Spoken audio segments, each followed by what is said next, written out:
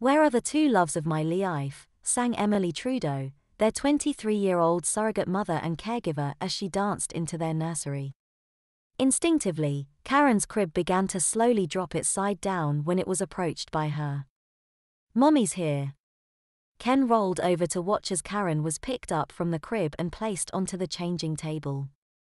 Neither of the Hendersons could talk because their CCVs, cognitively controlled voice synthesizers, hadn't been strapped on their ankles yet, and their mouths were not yet coordinated enough to talk.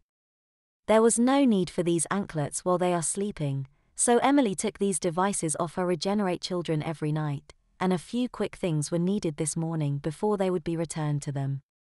Biologically, instinctual, and for the most part, emotionally, the two Hendersons were infants. Chronologically and cognitively, Ken and Karen were in their 70s, with the exception of their motor and sensory skills, of course.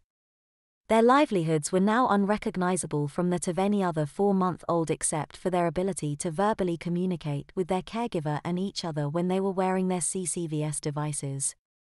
"Today's your big day," said their mommy, "Ticka ticka."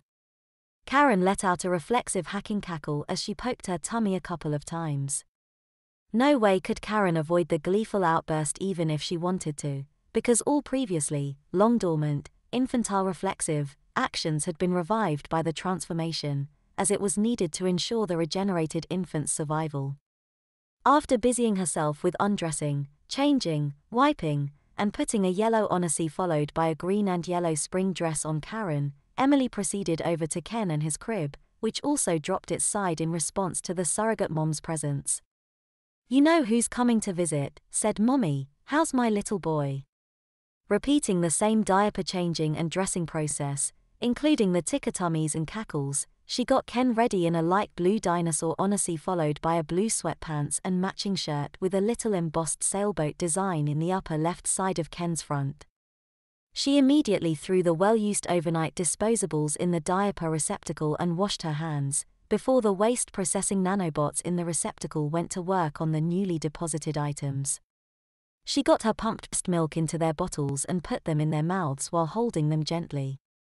Thanks to the generous financial arrangements, she was a full-time Regenerate mommy.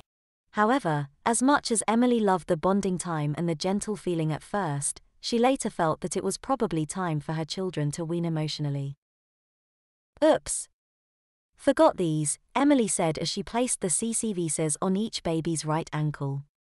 After they finished their bottles, she burped them, then put the two of them in their baby caddies, got them downstairs to let the milk settle a little bit before breakfast. Then, she started spooning them their rice cereals. Both infants looked with love and joy at each spoonful going into their mouths. The pure rice cereal, bland to most non-infants, were heaven to these two because infant taste buds were much more sensitive. It seemed to have a very slight natural sweetness. Though they loved each other dearly, they felt they had no problems bonding with their new mother, as any human at any age could adopt a new mother and/or father, especially with the enhanced infant instincts which had been instilled in them. The Hendersons' original parents, of course, could never be replaced, as the mommies and daddies that Ken and Karen originally had known would never leave their hearts, even long after they had watched them pass away years ago. But it was a wonderful feeling having someone watching over them, and making sure every need of theirs was satisfied, and who loved them both unconditionally. The only thing they had to do was obey her, and the two of them had never had any problems with this requirement. After all, their surrogate had had to go through an extremely difficult procedure, much more than a normal pregnancy, and she did it all out of love.